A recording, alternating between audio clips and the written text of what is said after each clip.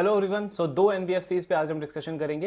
एक थोड़ी सी diversified company है, मतलब एनबीएफसी के अलावा उनका इन्वेस्टमेंट का बिजनेस है, इंश्योरेंस का बिजनेस है, जियो फाइनेंस की हम बात कर रहे हैं। और उसके साथ में एक pure NBFC company L&T finance, जिनको हमने वो अपॉर्चुनिटी वाले वीडियो में भी डिस्कस किया था कि अगर पूरे एनबीएफसी स्पेस में एक मुझे स्टेबल प्लेयर देखना हो तो एल&टी फाइनेंस मुझे रडार पे रखना चाहिए। सो इन दोनों कंपनीज के Q2 के रिजल्ट कॉन कॉल भी हुआ है, क्या इंटरेस्टिंग चीजें लग रही हैं, प्लस इनसे बाकी सेक्टर्स पे, इंडस्ट्रीज पे कहां पे अच्छी इनसाइट मिल रही है, कहां अपॉर्चुनिटी लग रही है, इन सारी चीजों को डिस्कस करेंगे। सो जियो फाइनेंस से स्टार्ट करते हैं। जियो फाइनेंस में लास्ट एक दो क्वार्टर में अगर आप देखोगे ना, तो इनके जो मेन बिजनेसेस हैं, जो चार इनके मेन बिजनेसेस हैं, लेंडिंग वाला बिजनेस, बोरोइंग वाला बिजनेस, इन्वेस्टमेंट वाला बिजनेस, इनमें रेवेन्यू आना स्टार्ट हुआ है। मतलब इनका रेवेन्यू इंजन चलना स्टार्ट हुआ है। पहले तो इनका पूरा का पूरा रेवेन्यू इंटरेस्ट इनकम से आता था, डिविडेंड से आता था। अब फाइनली इनके एक एक करके मेन बिजनेसेस मतलब लाइव हुए हैं, तो वहां से कंपनी को इनकम आ रहा है। तो उस पर क्या अपडेट है, कैसी परफॉर्मेंस है किस बिजनेस का, उसको देखते हैं सबसे पहले। सो जियो फाइनेंस का इस क्वार्टर में अगर आप टोटल रेवेन्यू देखोगे, टोटल इनकम, तो उसमें 44% की ग्रोथ है। लेकिन इससे बड़ा अपडेट क्या है कि जो आपके मेन बिजनेसेस हैं, मतलब मेन ऑपरेशन आपका जो है, वहां से 317 करोड़ का रेवेन्यू है, यानी कि 5 टाइम की ग्रोथ मुझे वाई उसमें देखने को मिल रही है। इससे भी इंपॉर्टेंट, अगर मैं टोटल इनकम में देखूं यानी रेवेन्यू में देखूं, तो मेन बिजनेसेस का जो कंट्रीब्यूशन है वो 52% हो गया है। पहला ऐसा क्वार्टर है जियो फाइनेंस के लिए ये, जहां पे इनका मेन बिजनेसेस जो हैं उन्होंने मोर देन 50% का कंट्रीब्यूशन किया है कंपनी के टोटल इनकम में, अगर हम डिविडेंड को एक्सक्लूड करके देखें। लास्ट क्वार्टर में 40% था, इस क्वार्टर में 52% है, तो अच्छा इंप्रूवमेंट है।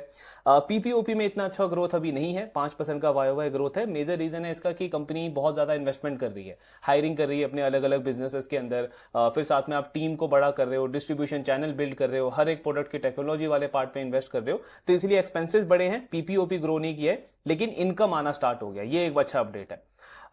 देन ये चार इनके बिजनेसेस हैं। बोरो मतलब लैंडिंग वाला बिजनेस, इन्वेस्ट यानी कि उसमें एएमसी बिजनेस आता है, वेल्थ मैनेजमेंट आता है, ब्रोकिंग बिजनेस आता है, ट्रांजैक्शन जहां पे कंपनी के दो बिजनेसेस हैं, एक तो पेमेंट बैंक, जैसे पेटीएम पेमेंट बैंक है, फिनो पेमेंट बैंक है, तो वहां पे कंपनी पेमेंट सॉल्यूशन ऑफर करती है, मतलब कस्टमर जो है वहां पे डिपॉजिट रख सकता है, प्लस यूपीआई से मनी ट्रांसफर करना हो, ट्रांजेक्शन करना हो, वो सारे सर्विसेज देती है। फिर है इनका पेमेंट सॉल्यूशन का बिजनेस। पेमेंट सॉल्यूशन में ये वेंडर्स, मर्चेंट्स को पूरा डिजिटल पेमेंट कलेक्ट करने का इंफ्रा प्रोवाइड करते हैं, तो वहां पे जो भी ट्रांजैक्शन होता है उसका कंपनी कमीशन फी वगैरह चार्ज करती है। प्रोटेक्शन वाला, इंश्योरेंस वाला बिजनेस है कंपनी का, जहां पे health insurance, life insurance already चल रहा है इनका, प्लस ये एक जॉइंट वेंचर कर रहे हैं री इंश्योरेंस के लिए। सो ये री इंश्योरेंस क्या होता है, एग्जांपल के लिए जैसे एचडीएफसी एर्गो एक इंश्योरेंस कंपनी है, एंड वो किसी प्रॉपर्टी का मान लो 100 करोड़ का इंश्योरेंस करती है कि उस प्रॉपर्टी में अगर को कुछ भी डैमेज हुआ तो 100 करोड़ का उसका इंश्योरेंस कर लिया। अब एचडीएफसी एर्गो वो पूरा 100 करोड़ का रिस्क अपने ऊपर नहीं लेना चाहती, तो एचडीएफसी एर्गो क्या करेगा, अपना री इंश्योरेंस करवा लेगा, मतलब एक दूसरी कंपनी से, री इंश्योरेंस कंपनी से उसको उस रिस्क को शेयर कर लेगा, मिटिगेट कर लेगा अपने रिस्क को एक तरीके से। तो 100 करोड़ में से जो भी उसको ठीक लगेगा, 30%, 40%, 50%, वो उस री इंश्योरेंस कंपनी से री इंश्योरेंस परचेज कर लेगा, उसका प्रीमियम पे करेगा, तो वही होता है री इंश्योरेंस बिजनेस। तो ये कंपनी अभी स्टार्ट करने को देख रही है इसके अंदर। फिर एक और अपडेट क्या है कि इनके जो प्रोमोटर्स हैं जियो फाइनेंशियल के, वो कंपनी में इन्वेस्ट करने को देख रहे हैं। अभी लगभग 4000 करोड़ के आसपास उन्होंने इन्वेस्ट किया है, 15,800 के आसपास वो टोटल इन्वेस्ट करेंगे। तो मतलब वो 18 मंथ्स का होता है ना आपका वारंट, जब इशू करते हो आप, आई थिंक 316 रुपीज के प्राइस पे इन्होंने वो वारंट निकाला है। और जनरली बिजनेसेस के लिए ये अच्छा माना जाता है कि जब प्रोमोटर बिजनेस में इन्वेस्ट कर रहा है तो उसका मतलब अगले 1 साल 1.5 साल के अंदर वो बिजनेस में अच्छी चीजें एक्सपेक्ट कर रहे हैं, जिससे उनका रेवेन्यू बढ़ सकता है, मार्जिन बढ़ सकते हैं, प्रॉफिट बढ़ सकता है। तो एक तरीके का आप पॉजिटिव अपडेट देख सकते हो उसको भी। देन ये चार इनके बिजनेसेस हैं, जिनमें से लेंडिंग वाला बिजनेस जियो खुद करता है। जो इनके इन्वेस्टमेंट बिजनेस है उन्होंने इसमें जॉइंट वेंचर किया है ब्लैक रॉक के साथ में, और बाकी पेमेंट सॉल्यूशन इंश्योरेंस वाला बिजनेस है कंपनी का। ये सारे प्रोडक्ट्स ये ऑफर करते हैं, म्यूचुअल फंड है, सेविंग प्रो है, गोल्ड है, टैक्स फाइलिंग भी इन्होंने स्टार्ट किया है। बोरोइंग में आप देखोगे तो थोड़े से इनोवेटिव प्रोडक्ट्स हैं, जैसे लोन अगेंस्ट ईटीएफ हो गया, म्यूचुअल फंड है, लोन अगेंस्ट शेयर हो गया, ये सारे प्रोडक्ट बास्केट है कंपनी का। कुछ नए अपडेट्स इन्होंने लॉन्च करे हैं, काफी इंटरेस्टिंग है ये। एक तो इन्होंने अभी वो जियो ब्लैक रॉक का वो जो नया फंड इन्होंने लॉन्च किया है, पहला इक्विटी फंड इन्होंने लॉन्च किया फ्लेक्सी कैप वाला। इससे पहले ये मनी मार्केट फंड और डेट फंड वगैरह इन्होंने लॉन्च किया था। तो पहला इक्विटी फंड इन्होंने लॉन्च किया, और उसमें कंपनी का सिस्टमेटिक एक्टिव इक्विटी। ये क्या है सिस्टमेटिक एक्टिव इक्विटी? तो बेसिकली ये एक तरीके का टेक्नोलॉजी आप बोल सकते हो जो ब्लैक रॉक खुद यूज करता है। तो इसमें जैसे ये वर्ड है सिस्टमेटिक एक्टिव इक्विटी, तो सिस्टमेटिक का मतलब क्या होगा कि आपने एक रूल बना दिया, एक फ्रेमवर्क बना दिया इन्वेस्टिंग का। तो मैं जो भी स्टॉक इन्वेस्ट करूंगा, जो भी स्टॉक में फिल्टर करूंगा ना, वो उस फ्रेमवर्क के बेसिस पे ही करूंगा। मतलब वो रूल बेस्ड चलेगा। ऐसा नहीं कि आज मैं ग्रोथ इन्वेस्टिंग कर रहा हूं, कल मैं वैल्यू इन्वेस्टिंग कर रहा हूं, परसों मैं मोमेंटम इन्वेस्टिंग कर रहा हूं, फिर मैं स्विंग ट्रेडिंग कर रहा हूं, ऐसा नहीं। एक फिक्स फ्रेमवर्क बना दिया, उसके बेसिस पे मैं स्टॉक फिल्टरेशन करूंगा। एक्टिव का मतलब क्या हो गया कि उसमें आई मीन टेक्नोलॉजी तो यूज कर ही रहा हूं मैं, बट ह्यूमन का इंटरवेंशन भी है, फंड मैनेजर भी उसको मैनेज करेगा, एक्टिवली मैनेज करेगा। तो उसमें मेरा कंपैरिजन जो है वो मेरे बेंचमार्क से होगा, इंडेक्स के साथ में होगा कि मैं उसको आउट परफॉर्म कर रहा हूं, अंडर परफॉर्म कर रहा हूं। तो एक्टिवली मैनेज वाला फंड है। और इक्विटी मतलब कोर इक्विटी में इन्वेस्ट करेगा, कोई डेट में नहीं, बॉन्ड में नहीं, गोल्ड में नहीं, जो लिस्टेड स्टॉक्स हैं उनमें इन्वेस्ट करेगा। सो ये इन्होंने इनकी टेक्नोलॉजी है ब्लैक रॉक की, जिसके बेसिस पे इन्होंने ये एनएफओ निकाला था, भी आई थिंक 7 अक्टूबर को क्लोज हुआ है ये फ्लेक्सी कैप वाला। प्लस इसमें अलादीन सॉफ्टवेयर है ब्लैक रॉक का। तो ये जो अलादीन सॉफ्टवेयर है, मतलब ऐसा बोला जाता है कि 5000 से ज्यादा जो रिस्क होते हैं, रिस्क फ्रेमवर्क्स होते हैं, उस पर ये काम करता है। क्या क्या बिजनेसेस में रिस्क आ सकते हैं, इकोनॉमी रिस्क आ सकता है, ग्लोबल रिस्क आ सकता है, इंडस्ट्री स्पेसिफिक रिस्क आ सकता है, गवर्नमेंट पॉलिसी से कोई रिस्क आ सकता है। ऐसे 5000 से ज्यादा रिस्क फिल्टर्स को ये ट्रैक करता है। और प्लस आपको अगर बिजनेस को स्कैन भी करना है, स्टॉक को स्कैन भी करना है, तो उसके लिए भी एक तो आप ट्रेडिशनल डेटा देखते हो, इनकम स्टेटमेंट देखते हो, बैलेंस शीट देखते हो, कैश फ्लो देखते हो। ये जो इनका सॉफ्टवेयर है, जो टेक्नोलॉजी है, ये अल्टरनेटिव डेटा भी देखता है। अल्टरनेटिव डेटा का मतलब हो गया जैसे जीएसटी कलेक्शन कैसा चल रहा है, या फिर आप जीपीएस वगैरह ट्रैक करके आप देखते हो कि जो स्टोर्स हैं, मॉल्स है, वहां पे शॉपिंग में फुटफॉल कैसा आ रहा है। सोशल मीडिया आप ट्रैक करते हो कि किस कंपनी का कौन सा प्रोडक्ट का कैसे रिव्यूज आ रहे हैं, कौन से नए प्रोडक्ट लॉन्च हो रहे हैं, ग्लोबली चीजें क्या चल रही है, किस कंट्री में ईवी थीम चल रहा है, फॉर एग्जाम्पल कोई भी ऐसी जो नई थीम चल रही है। तो इस तरीके की आप लैक्स ऑफ डेटा को फिल्टर करते हो, तो टेक्नोलॉजी आपको इसमें हेल्प करता है। और वहां पे आपका फंड मैनेजर जो है वो अपने अपने अंडरस्टैंडिंग के अकॉर्डिंग स्टॉक सिलेक्शन करता है। तो ये पूरा सॉफ्टवेयर कंपनी यूज करती है। प्लस इसमें इन्होंने अपना बैक टेस्टिंग डेटा आप देते हो ना, जैसे कोई कंपनी आईपीओ लेके आती है तो वो बताती है पास्ट का कैसा परफॉर्मेंस है। जब कोई म्यूचुअल फंड एनएफओ लेके आता है तो वो अपना बताता है कि अगर हमने ये फ्रेमवर्क लास्ट 10 ईयर बेसिस पे बैक टेस्ट डेटा करके अगर हम देखें, तो इन्होंने इसमें बताया कि हमारा जो 10 ईयर का कैगर होता है वो 19% होता है। और उसके कंपैरिजन में बीएसई 100 और एनएसई 500 ने 14% का कैगर दिया है। तो मतलब बहुत बड़े मार्जिन से हमने दोनों इंडेक्सेस को आउट परफॉर्म किया है। सो ये इनका ट्रैक रिकॉर्ड है, तो अच्छी चीज है। आई मीन इसमें हमको पता चलेगा कि आने वाले मंथ्स के अंदर, क्वार्टर्स के अंदर, एक तो इस फंड का परफॉर्मेंस कैसा होता है, प्लस इन्वेस्टर किस तरीके से लेते हैं इस फंड को। तो अभी तो इन्होंने 1500 करोड़ के आसपास इसमें रेज किया है इस फंड के अंदर। फिर सेविंग प्रो करके एक इन्होंने फीचर निकाला है। सेविंग प्रो मतलब आप ओवरनाइट म्यूचुअल फंड्स में इन्वेस्ट कर सकते हो, लिक्विड फंड में इन्वेस्ट कर सकते हो, और 6.5% का आपका एनुअली रिटर्न बनता है इसमें। Then multi lane free flow, तो ये क्या है, ये बेसिकली जैसे अभी कुछ टाइम पहले हमारी गवर्नमेंट ने टोल कलेक्शन को फास्ट करने के लिए फास्टैग निकाला था। अब उसको और एडवांस करने के लिए ना ये मल्टी लेन फ्री फ्लो वाला सिस्टम किया जा रहा है। मतलब फास्टैग का और एडवांस वर्जन आप इसको समझ सकते हो। अभी इसमें आई थिंक 5 टेंडर्स निकाले हैं गवर्नमेंट ने, जिसमें से 2 जो हैं वो जियो को मिले। जियो जो इनका पेमेंट बैंक वाला बिजनेस है उसके अंडर ये आएगा। इसमें होगा क्या, जो टोल प्लाजा में आई मीन जो हाईवे पे वो जो टोल प्लाजा होते हैं ना, उसमें ओवरहेड वो कैमरा वगैरह लगा होगा। सो वो आपकी गाड़ी का वो नंबर प्लेट वगैरह स्कैन करके जो डिडक्शन है जो भी टोल का, वो आपके फास्टैग से या यूपीआई से डायरेक्टली डिडक्ट कर लेगा। तो गवर्नमेंट का कहना है इससे जो ट्रैफिक है वो 30 से 50% तक कम होगा। फ्यूल की बचत होगी, इससे आपका टाइम बचेगा, एफिशिएंसी बचेगी। सो अभी तो वो मतलब पायलट फेज में चल रहा है, लेकिन आगे चल के 1-2 साल में उनका टारगेट है कि 100% इसको कर देंगे। जैसे अभी फास्टैग चलता है वैसे 100% ये हो जाएगा। तो अभी जियो को इसमें 2 मिले हैं, 2 कॉन्ट्रैक्ट मिले हैं। एक आई थिंक जयपुर का है, एक गुरुग्राम का है। तो इनके पेमेंट वाले बिजनेस के लिए अच्छा है, बिकॉज उसका वॉल्यूम बढ़ेगा, ट्रांजेक्शन वॉल्यूम बढ़ेगा, तो इनका कमीशन इनकम वहां से इंक्रीज हो सकता है। फिर इसके अलावा जो जियो भारत फोन है, उसमें इन्होंने जैसे वो एक साउंड बॉक्स होता है ना पेटीएम का, कि पेमेंट की आपको पेमेंट अलर्ट आता है, वैसे इन्होंने उस कीपैड वाले फोन के अंदर लॉन्च किया है। कि कई सारे ऐसे वेंडर्स होते हैं, स्ट्रीट वेंडर्स होते हैं, जो इतने टेक सेवी नहीं होते हैं, मतलब स्मार्टफोन यूज नहीं करते हैं, तो उनको वो कीपैड वाले फोन में ही अगर कोई मतलब पेमेंट करता है यूपीआई के थ्रू, तो उस फोन में वो अलर्ट बजता है कि इतने का पेमेंट आया आपको। तो ये सारे फीचर्स इन्होंने निकाले हैं। डेवलपर पोर्टल इन्होंने लॉन्च किया है, मतलब जो ये पेमेंट सॉल्यूशन देते हैं वेंडर्स को, मर्चेंट्स को, अब कोई कोडिंग वगैरह की उनको जरूरत नहीं है, वो जस्ट ड्रैग एंड ड्रॉप वगैरह करके अपना पेमेंट इंटीग्रेट कर सकते हैं जियो पेमेंट सॉल्यूशन के साथ में। और फिर साथ में इनकी सीमलेस डिजिटल जर्नी, मतलब लेस देन 5 मिनट में आप अकाउंट ओपन करो, म्यूचुअल फंड के अगेंस्ट लोन ले लो, अपने शेयर्स के अगेंस्ट लोन ले लो, तो ये सारे सर्विसेज इन्होंने स्टार्ट करे हैं। फिर इनका अगर बिजनेस स्पेसिफिक हम देखें तो जैसे AUM जो है इनका लेंडिंग बिजनेस का YOY लेवल पे इसमें 10 टाइम की ग्रोथ है। लास्ट ईयर 1200 था, अभी 14,000 करोड़ है। प्लस क्वार्टर ऑन क्वार्टर भी आप देखोगे तो 26% की ग्रोथ देखने को मिली है।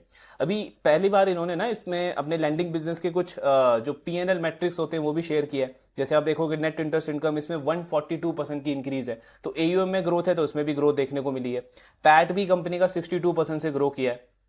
प्लस एक और इंटरेस्टिंग चीज अगर आप देखोगे तो जियो फाइनेंस का लेंडिंग बिजनेस का जो कॉस्ट ऑफ बोरोइंग है ना वो 7% हो गया है। पहले कितना था 7.8%, मतलब लगभग 8%, अभी 7% पे आ गया है। यानी टेक्निकली अगर हम देखें तो कितने स्मॉल फाइनेंस बैंक्स हैं जो FD पे इंटरेस्ट ऑफर करते हैं 8% के आसपास, 7.5-8% के आसपास। तो जियो फाइनेंस मार्केट से जो पैसा उठाता है वो उसको कई बैंकों के FD से भी सस्ता पड़ता है। तो यहां पे ही अपॉर्चुनिटी है जियो फाइनेंस की ये लैंडिंग बिजनेस के लिए कि अगर ये लो रिस्क वाले बिजनेस के अंदर भी ऑपरेट करते हैं जहां पे 11% 12% पे ये लोन देते हैं, फिर भी बहुत अच्छा यील्ड और अपना स्प्रेड मार्जिन वगैरह कंपनी बना सकती है। तो ये एक एडवांटेज है जियो फाइनेंस के पास में, इतना लो कॉस्ट ऑफ बोरोइंग। मतलब ऑलमोस्ट आप देखो ना कितने बैंकों का, नए बैंकों का जो कॉस्ट ऑफ फंड है, कॉस्ट ऑफ बोरोइंग है वो 6.5-7% तक होता है। तो ये एक NBFC होके ऑलमोस्ट उनके लेवल पे ऑपरेट कर रहा है। सो ये एक एडवांटेज है इनके पास। देन पेमेंट बैंक में customer base, customer deposit grow कर रहा है कंपनी का।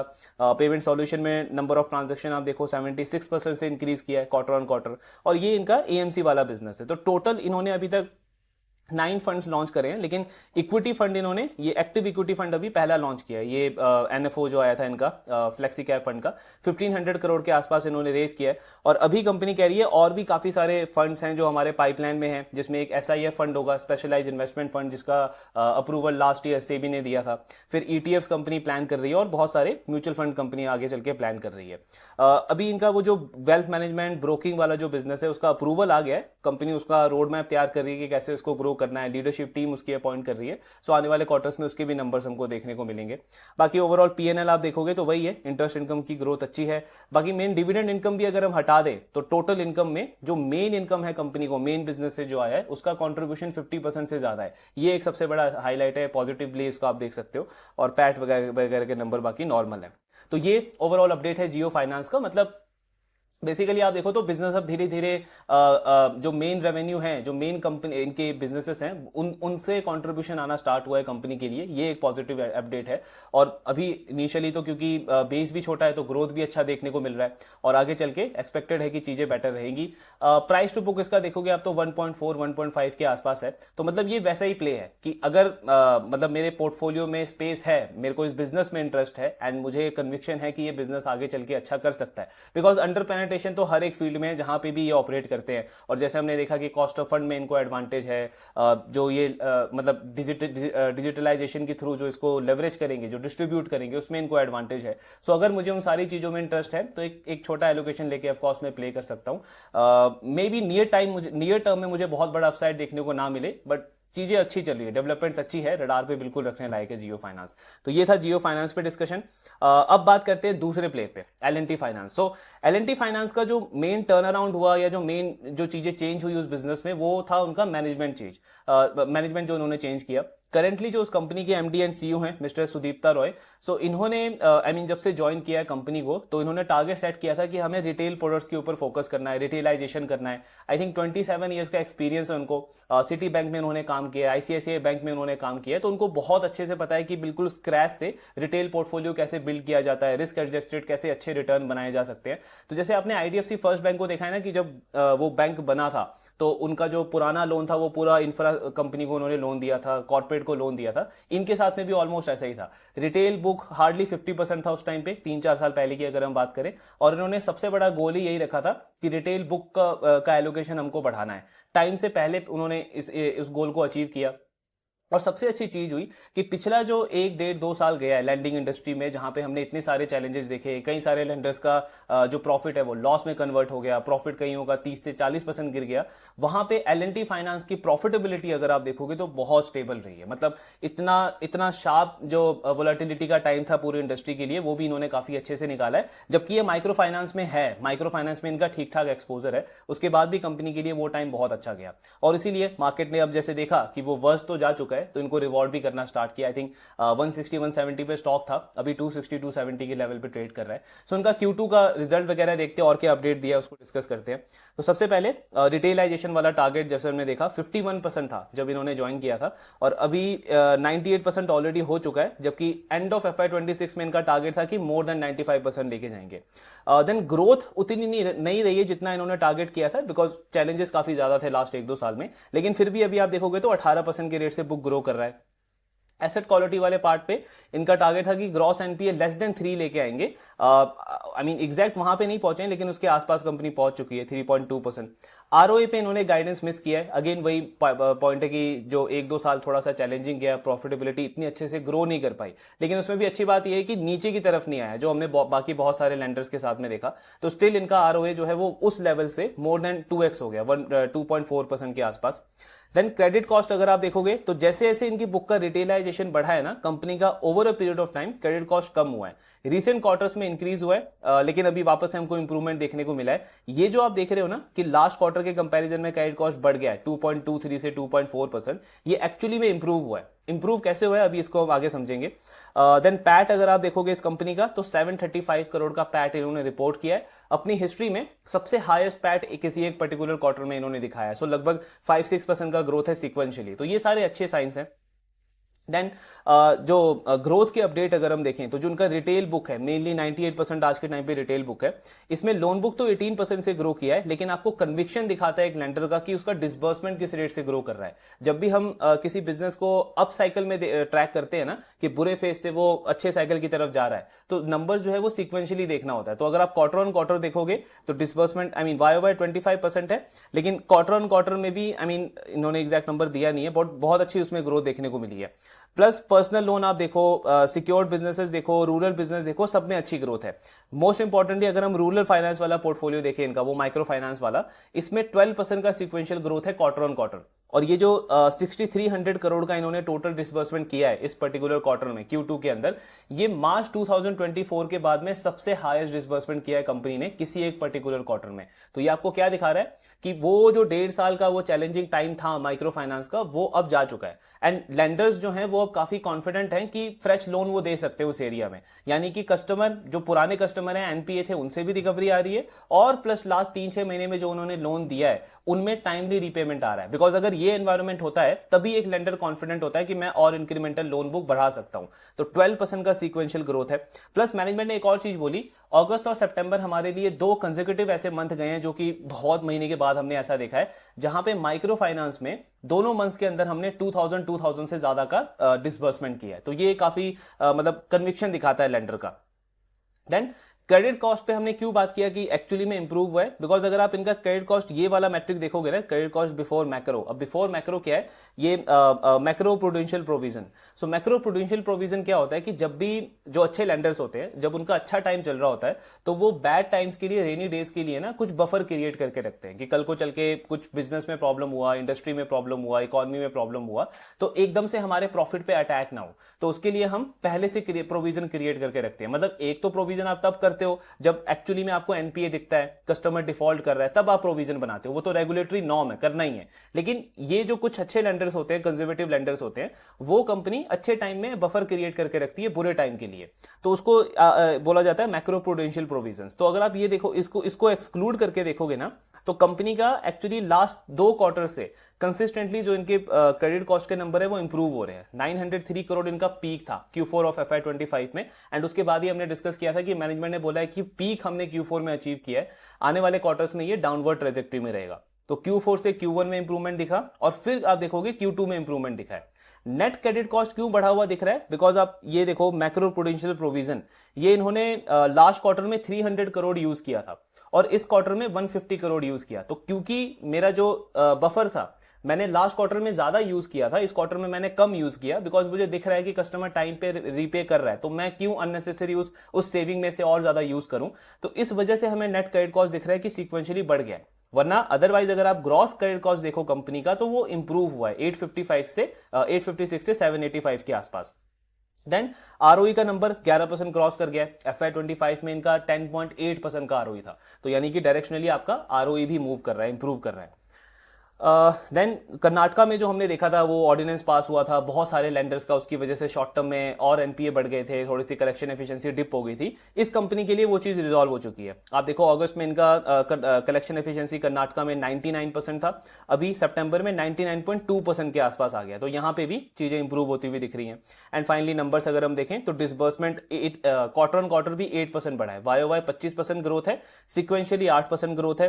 रिटेल बुक कंपनी का 5% से ग्रो किया है, कंसोलिडेटेड पैट में भी ठीक ठाक ग्रोथ देखने को मिल रही है। तो ये ओवरऑल नंबर्स हैं एल&टी फाइनेंस के।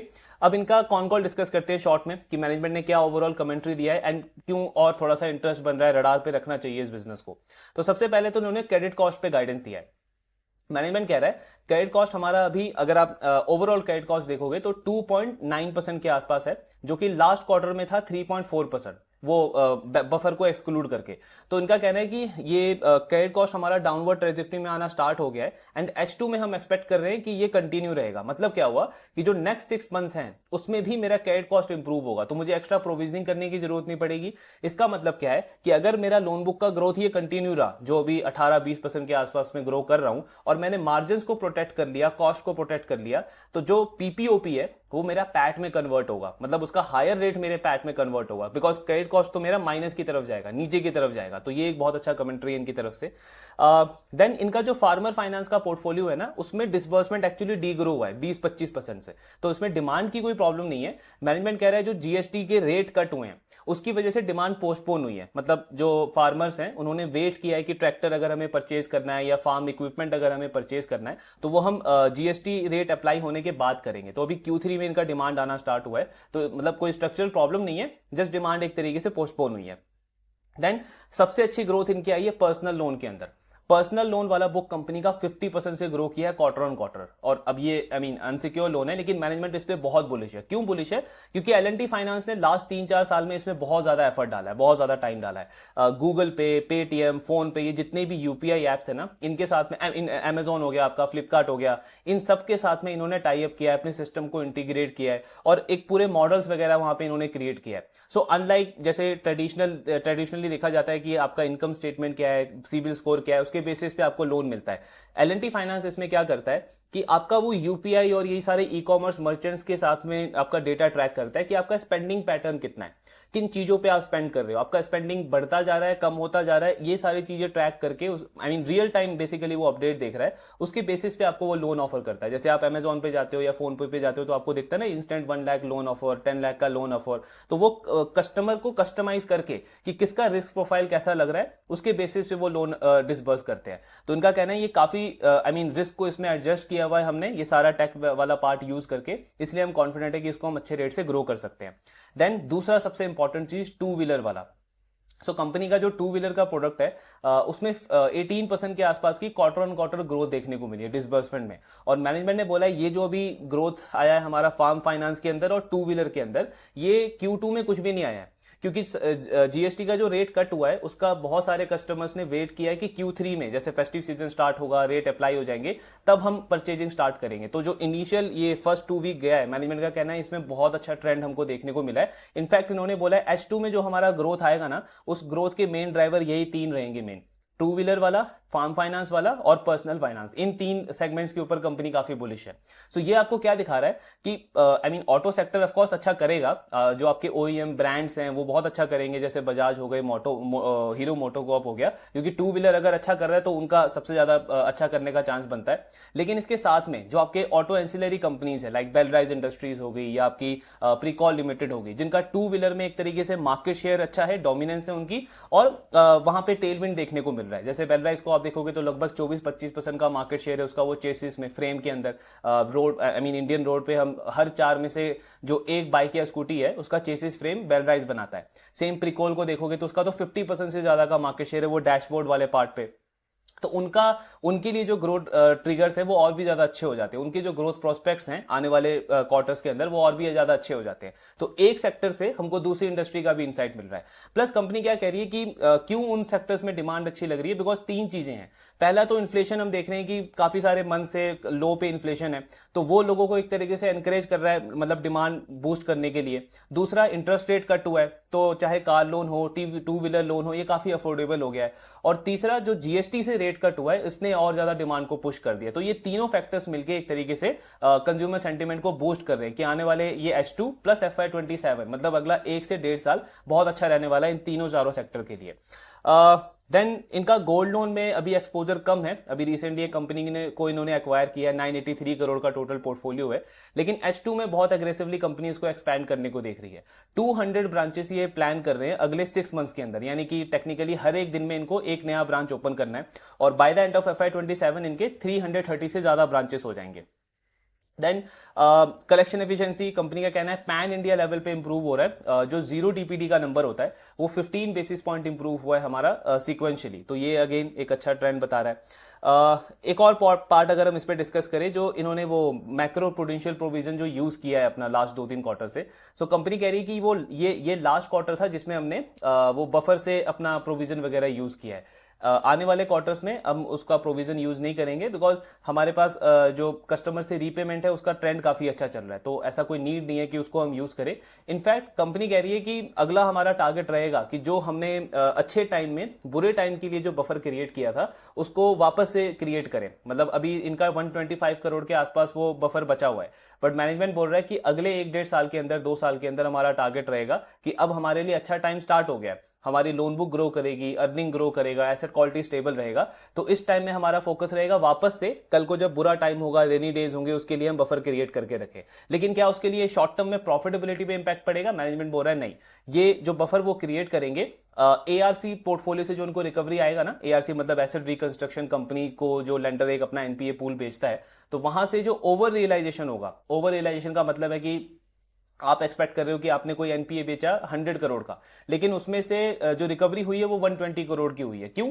बिकॉज बायर अच्छा मिल गया, या वो जो एसेट था उसका ऑक्शन अच्छा हो गया। तो कुछ भी इस तरीके से चीजें जो होती है, तो वो जो ओवर रियलाइजेशन वाला पार्ट होगा उसको कंपनी इमीडिएटली इस बफर के लिए यूज करेगी। तो अगला 1.5 से 2 साल कंपनी का इसी पे फोकस रहेगा। तो ये आपको दिखाता है कि कितना कंजर्वेटिव अप्रोच है कि आप आपने अभी वो बफर यूज कर लिया, लेकिन आप अभी से प्रिपेयर हो। आप अभी एक्सट्रीम बुलिश नहीं हो रहे हो कि अच्छा टाइम चल गया तो अब तो एकदम से लोन देते जाओ और अपना पीएनएल ग्रो करते जाओ। आप अभी से प्रिपेयर कर रहे हो कि कल को 2-3 साल के बाद जब वापस से साइकिल टर्न होगा तो हमको फिर से अपनी प्रॉफिटेबिलिटी को प्रोटेक्ट करना है। हार्डली आपको ना कोई ऐसे लेंडर दिखेंगे जिनका थोड़ा बहुत माइक्रो फाइनेंस में एक्सपोजर हो पिछले 1.5-2 साल में और उनका पैड 20-30-40% नहीं गिरा हो। आप L&T फाइनेंस का पैड देखोगे ना, हार्डली कोई ऐसा क्वार्टर दिखता है जहां पे सीक्वेंशियली 10-15% का फॉल हो। बिल्कुल स्टेबल प्रॉफिटेबिलिटी रही है कंपनी की पिछले पूरे 1-1.5 साल के अंदर। क्यों?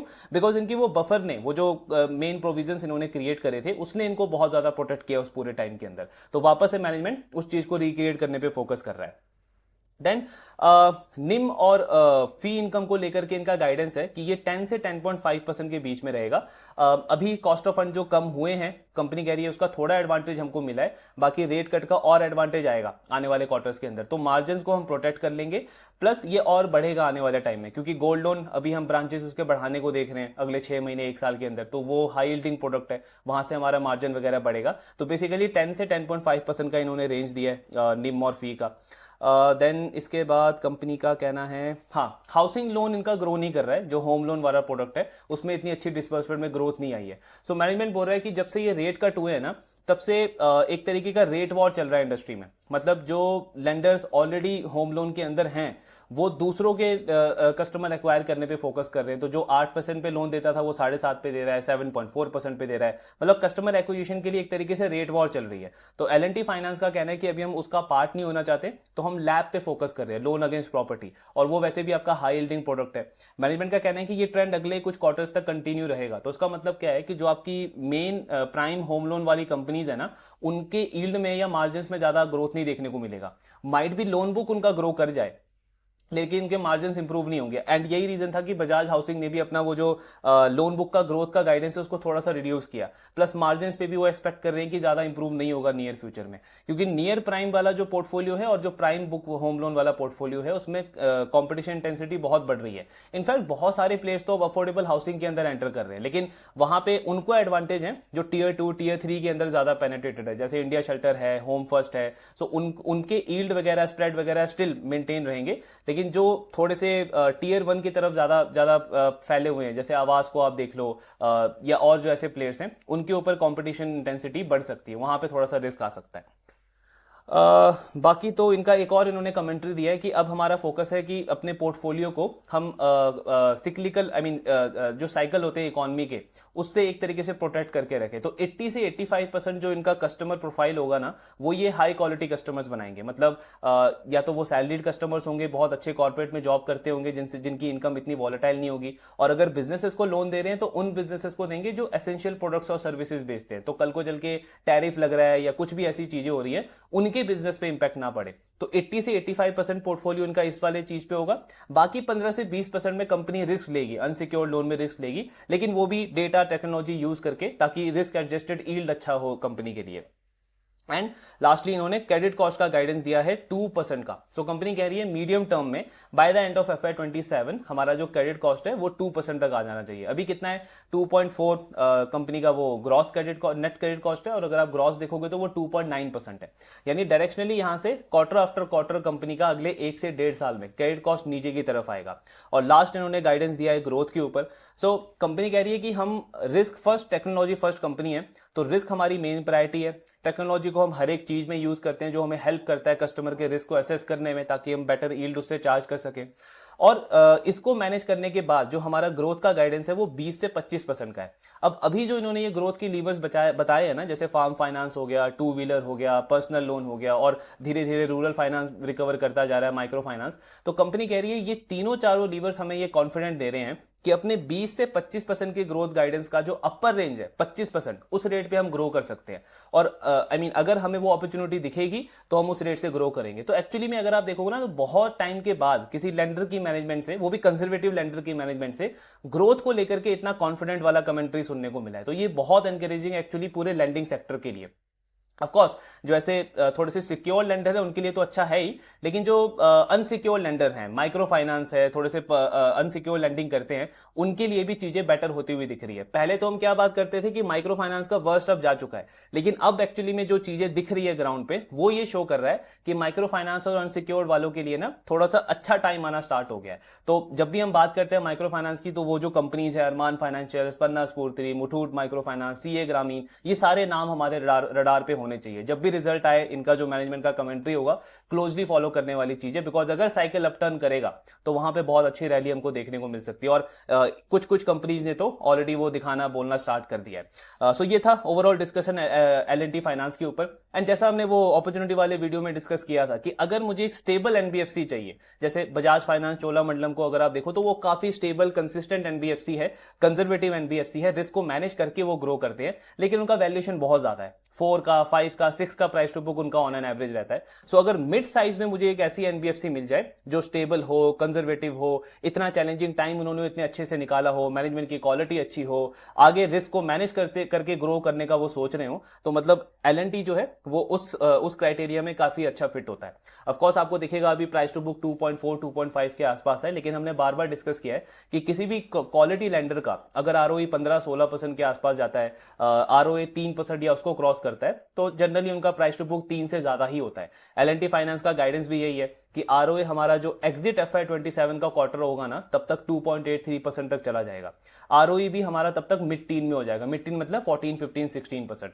तो ये सारे मतलब पॉजिटिव इंडिकेटर्स हैं। और ग्रोथ का गाइडेंस उन्होंने मेंटेन रखा है 20 से 25% का। लोन बुक भी आप देखोगे तो अभी सिर्फ 1 लाख करोड़ का है। तो मतलब अगर आप 3 साल ये 20-25% का ग्रोथ मेंटेन रखते हो तो आपका बुक डबल हो जाएगा, और साथ में आरओई इंप्रूव होगा, आरओए इंप्रूव होगा। एसेट क्वालिटी कंपनी की पहले भी स्टेबल रही है, आगे भी गाइडेंस अच्छा है। सो एक स्टेबल बेट अगर मुझे प्ले करना है तो L&T फाइनेंस ठीक बिल्कुल उस रडार पे आता है। बाकी ऑफ कोर्स मैं ये नहीं एक्सपेक्ट कर सकता कि नियर टर्म में मुझे एकदम से री रेटिंग देखने को मिले, वैल्यूएशन में बहुत बड़ा जंप दिखे, लेकिन मुझे अगर ज्यादा रिस्क नहीं लेना है, बिल्कुल स्टेबल प्लेयर देखना है, तो L&T फाइनेंस को मैं रडार पे रख सकता हूं। ट्रैकिंग इसका कंटिन्यू रखेंगे। आपके जो डाउट्स है शेयर करते रहिए। Thank you very much.